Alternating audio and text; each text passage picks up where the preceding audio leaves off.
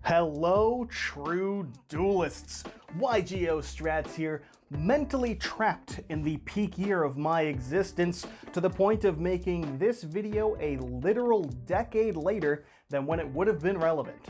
Welcome to You Should Play, a series where I talk a little bit about why I play and why maybe you should play various decks. This week I'm talking about Dino Rabbit. I have been stuck in the past in many different ways for years now, but especially lately, when I meet with friends to duel, we've been playing less modern Yu-Gi-Oh! And a little bit more of older formats, more or less. At least in terms of the decks we're playing. In particular, we have a lot of decks that were good in 2012. I'm talking wind-ups, Hero Beat, Agents, Chaos Dragons. We're here to kill chaos. And more on point for today's video, Dino Rabbit. The top choice of all 2012 duelists who don't want to play a duel so much as they want to annoy the opponent. This was the MUT deck of its time, the good stuff pile of cards that worked together for a more reliable win-loss ratio than whatever the hell it was we were playing in 2010. If you're playing in the time where I've made this video, I would compare it to the adventure pile decks of today. The Adventurer engine mixed with some Rose Dragon engines and every other means to make Hulk and then just gain easy advantage to make for all the strong end board generics. But where the pile is composed of multiple combo trees and all sorts of options to get you to the powerful generic boss monsters of today, Dino Rabbit mained 6 hard garnets in the deck and spent an uncomfortable number of duels bricking to some degree, all just to abuse the not generic boss monsters of its time, but the insanely good specific ones that no one else really had access to. Its core strategy was to summon Bunny and look funny, as you unironically main decked and summoned vanilla-ass dinosaurs like Sabersaurus and Caboozles to compete against the likes of Inzektor. Yes, Inzektor. The deck that punished you for playing Yu-Gi-Oh! By having cards on your field so they could pop them for free advantage, but also punished you for not playing Yu-Gi-Oh! By popping their own cards to gain advantage and OTK you. Fuck Inzektors, I really don't like that deck. Dino Rabbit is a funny one in that regard in my eyes, a whole deck and engine just kinda warped to abuse 2 particular Xyz monsters. The core of the deck is so brain dead simple that I'm just gonna shotgun the cards really quick since there's only like 5 or 6 of them that are worth playing that are unique to Dino Rabbit. We'll start with the latter half of the deck's name and the reason I love it, Rescue Rabbit. Rescue Rabbit was the card Konami gave us to really help push synchro decks into irrelevancy and just force the Xyz mechanic to be the one true meta. And man did it work. Like Rescue Cat before it, this card was also cracked and also earned its way onto the ban list for some time, though thankfully Konami at least saw fit to keep it slightly balanced by forcing us to play the vanilla monsters. It can't be special summoned from the deck, which doesn't ever come up anyways, and more importantly can banish itself from the field to special summon 2 level 4 or lower normal monsters from the deck with the same name, but they'll be destroyed during the end phase. This means it's an instant way to make any generic Xyz in the game. So if it requires 2 level 4 monsters or whatever level of vanillas you've summoned, you can make it. This was important for 2 cards, and I'll get to them in a second, but I do really want to quickly mention that you can attack with a monster summon before going for the Xyz, and it's one of my favorite things to do in Dino Rabbit is just swing for 3,800 real quick before overlaying for a negate or 2. And that's something that's kinda special that this deck did in 2012 that not everyone else was doing. Negates. Wind Up was more known for its hand loops, and Inzektor was more known for clearing boards and OTKing, and even later on, Chaos Dragons was more about chaos shenanigans with the likes of BLS and just OTKs. And while Shockmaster would stun the meta, there weren't really a ton of cards that negated other ones back in 2012, at least certainly not compared to today. And in particular, I guess I more mean monster effects. There was Fiendish Chain or the like, but hard drawing into those specifically was not nearly as reliable as Dolka or Lagia. Because that's what Dino Rabbit does, or did, was make Evolzar Dolkia and Evolzar Lagia. 2 rank 4 monsters that need 2 level 4 dinosaurs specifically to summon, and stopped just about everything that anyone else was doing. Logia could detach 2 materials to negate any spell, trap, or even the summon of a monster from the opponent, effectively being a solemn judgment on legs. And Dolka let you detach a material to negate and destroy any monster effect. And because, as is always the case in Yu-Gi-Oh!, what is balance, Dolka not only detached 1 to have that monster negate, but it also isn't once per chain, meaning you needed 2 Veilers to stop it, not just 1. These 2 cards were a force, and more than warranted playing some janky vanillas to get them out, which players very much did. At all times in Dino Rabbit's history, you were playing the maximum number of bunnies allowed and 3 apiece copies of Sabersaurus and Caboozles, because they were the 2 level 4 vanilla monsters that were dinosaurs that had the highest attack. This is a simple deck. It has very simple plays. You bet the vanillas are all about the unga bunga bigger number. It's Dino Rabbit. Really though, they are normal monsters. They have nothing going for them beyond their stats, so if you're going to unfortunately break into drawing them, they may as well be bigger than the opponent's other monsters. The other monster worth mentioning that was specific to Dino Rabbit was Jurak Guaiba, which my friends and I called Guabia for years until like a year ago, because as is known in Yu-Gi-Oh!, reading is optional. Guaibia... What was I, Guabia again? Guaiba summons another Jurak from the deck if it destroys a monster by battle, but that summoned monster can't attack, but that's not important because it was just another way to cheat out Dolka or Logia. And I shit you not, that is the key to Dino Rabbit. That's it. That is all that it's got going for it.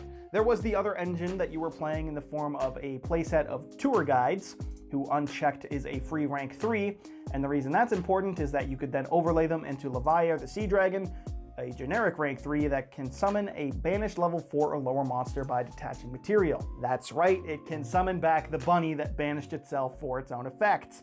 The ideal opening hand in any Dino Rabbit duel is to have the bunny and then like 4 traps with as many solemn named traps as you can, and then hopefully your draw on the next turn after you summon the bunny is a tour guide to bring back the bunny and have a Leviair as well.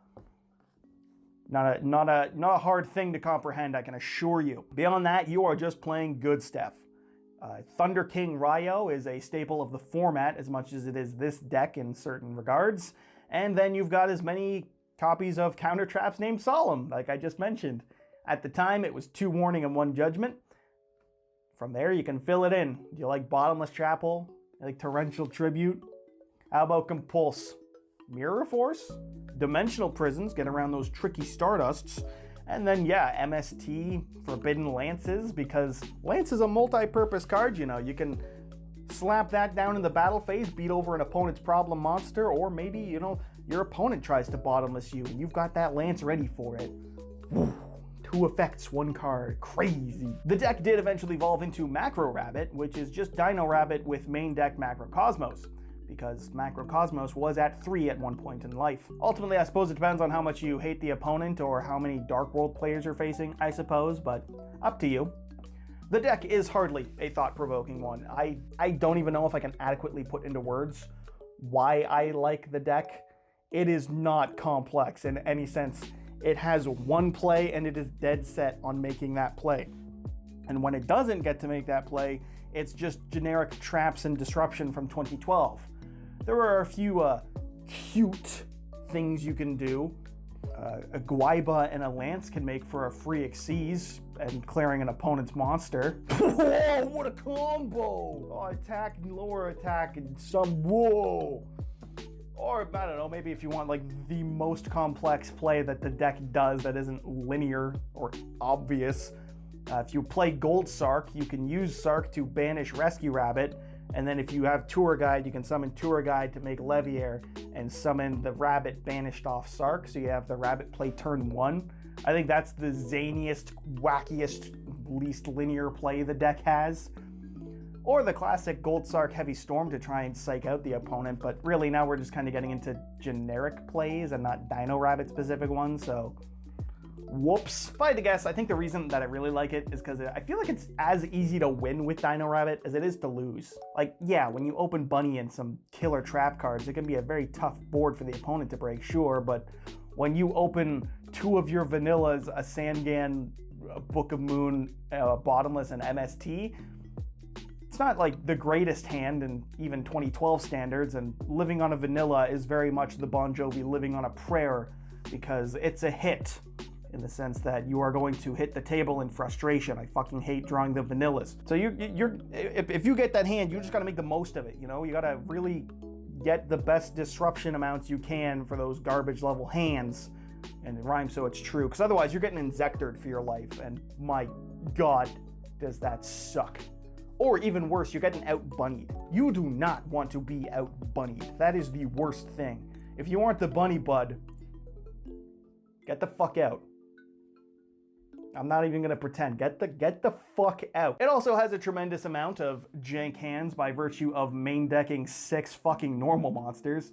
This is, I shit you not, an actual picture I took of a hand. I pile shuffled.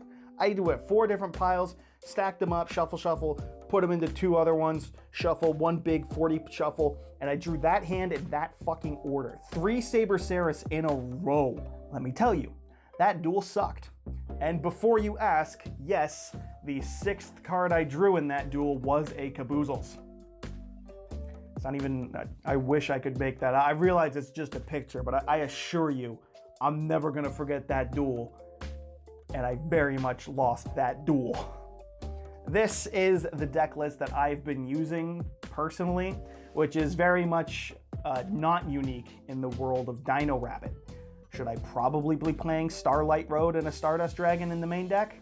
Yes. But if I can summon Cataster, I can call it Cabastard, which is funnier and therefore correct. Beyond that, Sandgan's my backup for a tour target. Spirit Reaper is a solid choice as well that you could play instead of or alongside.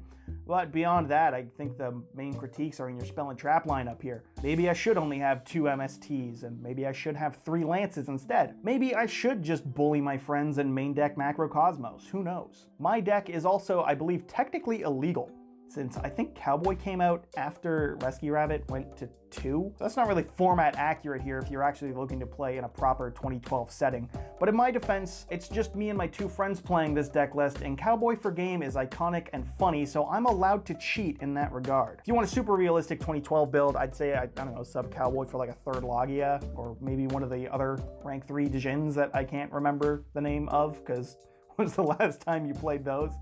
The one that makes the opponent succeed detachment material. We all know. And I mean, Gores is a card that you can play that's quite good in this format. Which I mentioned because, good God, this deck is fucking weak.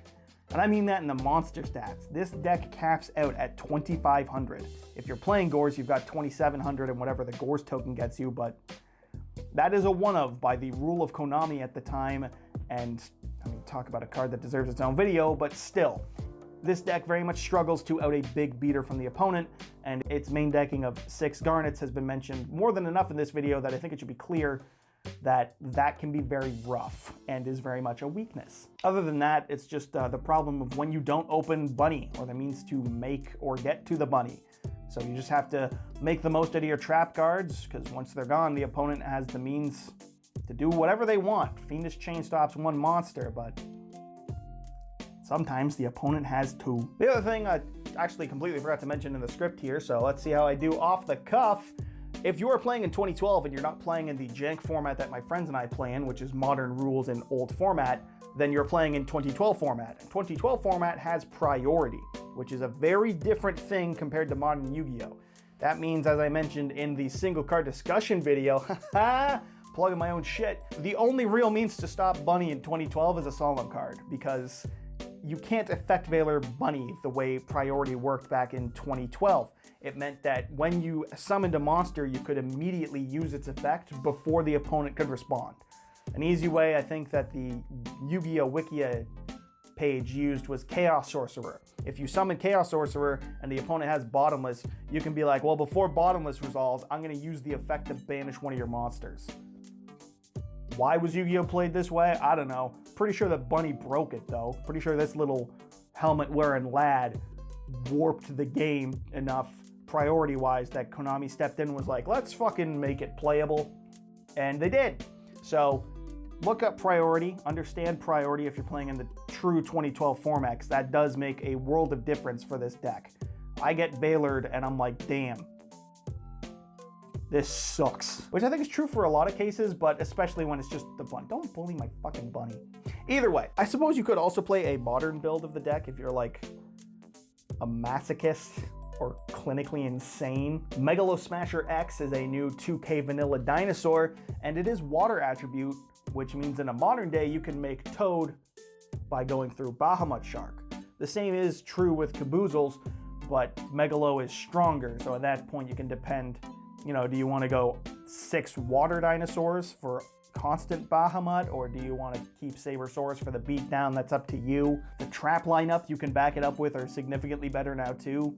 Imperm, IDP, and Dimensional Barrier in place of Dimensional Prison. You can also play 9 Solemn cards instead of just 3 like we had in 2012, and instead of 1 Dark Hole, you can play 3 Regeki, because why not? Not to mention, the Xyz pool got a lot better after 2012.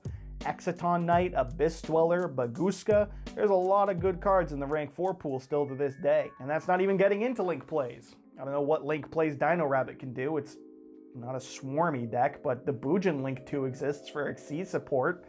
That's something. It definitely would not be a tiered meta threat by any regard, but it could be a fun surprise at locals or something, because regardless if you want to be a competent 2012 Dino Rabbit format opponent in an old format setting, or just an absolute fucking legend in your locals in 2022, if you want a very simple and easy to play deck whose core strategy is repeatable multiple times, might I add, if you choose to play Jar of Avarice, or maybe if you think Logia is as close to Shrek as we're gonna get, or some fucking 2014 era meme.